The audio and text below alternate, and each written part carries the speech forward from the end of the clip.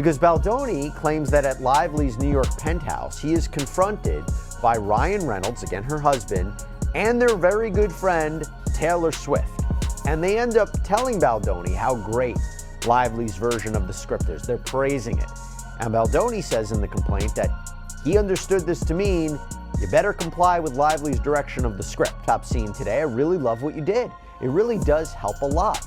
Makes it so much more fun and interesting. And I would have felt that way without Ryan and Taylor. She wrote back, I told them, seemingly meaning Reynolds and Swift, that you laughed a bunch and said it's probably a blend, but you appreciate my passion so much, which of course didn't feel great for me or them to have my passion be praised instead of any specific contribution, or even just that you didn't like the pages, which was fine also. Also know I'm not always good at making sure I'm seen and utilized for fear of threatening egos or fear of affecting the ease of the process.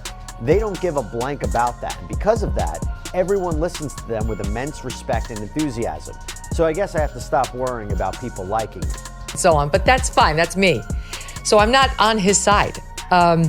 But my point is simply, I just don't see it. Just when you thought the Blake Lively versus Justin Baldoni saga couldn't get any messier, another legal bombshell has dropped. This time, it's not Baldoni coming after Lively, it's her former PR consultant, Jed Wallace, suing her for $7 million. The stakes have never been higher, and the drama is spiraling out of control. Wallace claims Lively falsely accused him of orchestrating a smear campaign to destroy her reputation, but here's the kicker. He says he's never even met her. Is this just another twist in an already chaotic legal battle? Nothing good ever comes from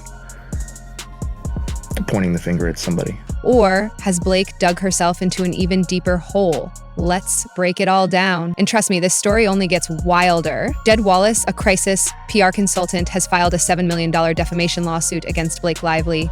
Wallace was named in Lively's December 2024 complaint as the mastermind behind an alleged digital smear campaign designed to tarnish her reputation and bolster Justin Baldoni's defense.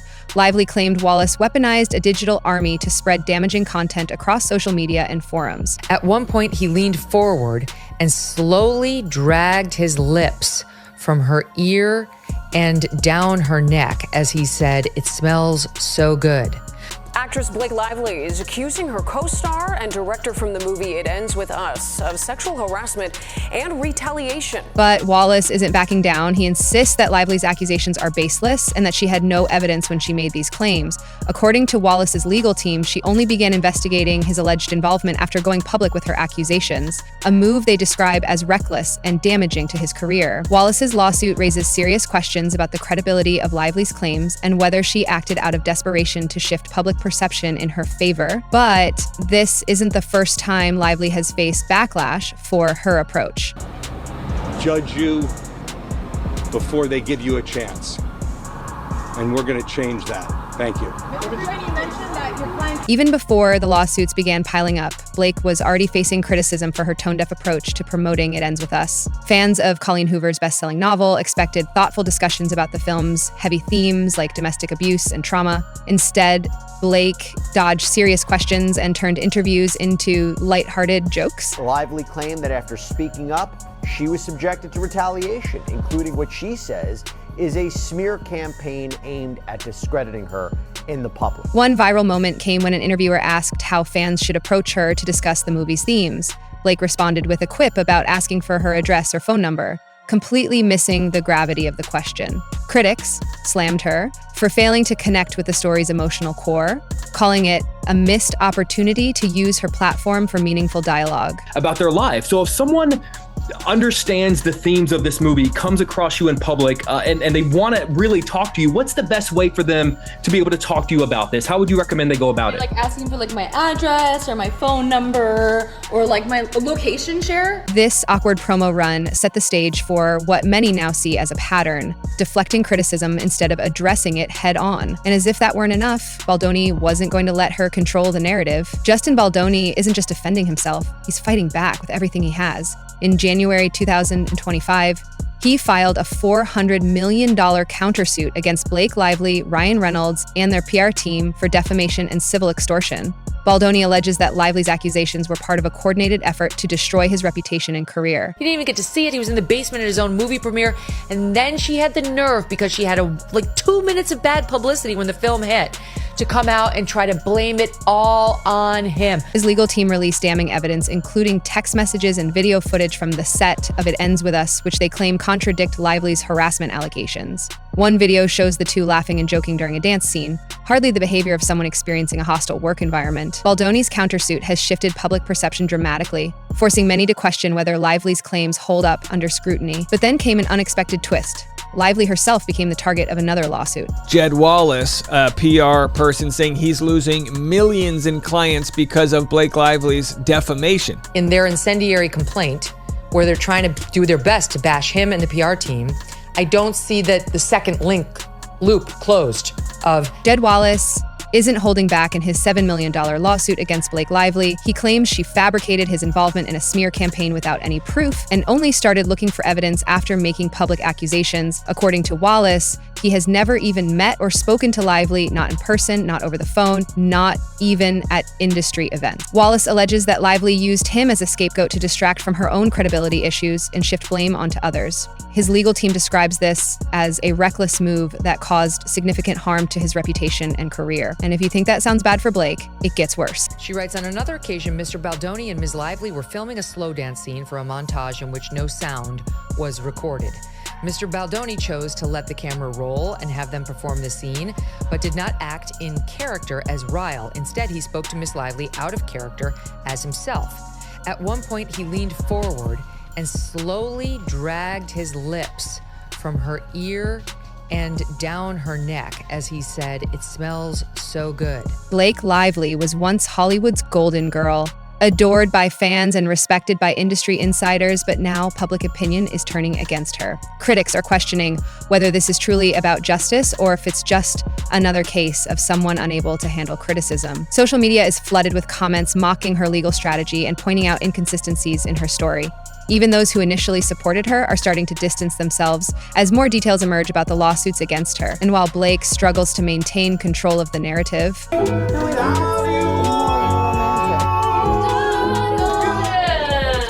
my gosh, we don't shut up. And Emily and I have we have these moments where Staring, you just stare. literally we've done it for like 5 minutes. it's like They're acting like lovers. and my nose is so big. I was hoping that. Okay, there. Okay, so he puts his like head in her neck. I'm not getting beard on you today. And says, "Am I getting beard on you?" It smells good. Well, it's not that. It's my body makeup. Wallace's lawsuit raises important questions about credibility, not just for Blake, but for Hollywood as a whole. If it turns out that she made these accusations without concrete evidence, what does that say about how power dynamics are weaponized in high-profile disputes? Blake's legal team insists that Wallace's lawsuit is transparent retaliation meant to silence her for speaking out against harassment and retaliation, but critics argue that this response feels like yet another deflection tactic rather than addressing the core issue.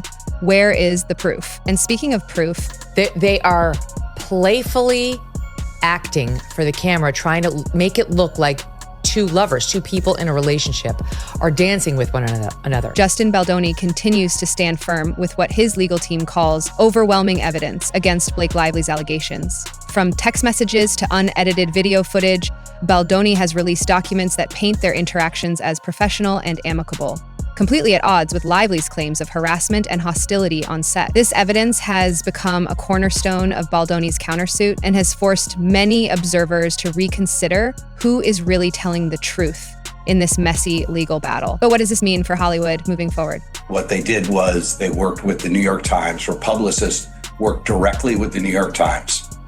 They shared illegally obtained text messages.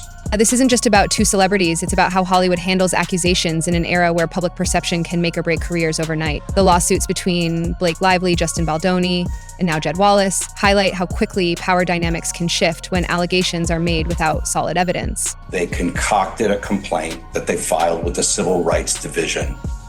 They omitted texts that would have provided context, texts that were in the exact same string that would have provided context of what was really going on. For many fans watching this unfold, it raises uncomfortable questions about accountability and whether some stars rely too heavily on their platforms to control narratives rather than face scrutiny. And finally, where does this leave us? And in fact, they actually removed emojis from text that show that there was satire and there was joking around by the PR crisis agents. I mean, the PR crisis agent was brought in because actually Blake Lively's publicist, Leslie Sloan, was planting stories negative to Justin. Blake Lively is now facing lawsuits from multiple fronts, and each new development seems to chip away at her once flawless image. Whether or not she can recover from this remains uncertain, but one thing is clear: Hollywood scandals like these aren't just about justice. They're about power, perception, and who can control the narrative. Theme, as we're about to get into, is control. Control over the film. So what do you think? Is Blake fighting for justice or just trying to save face? Let us know your thoughts. And don't forget to like, subscribe, and hit that notification bell for more updates on this unfolding drama.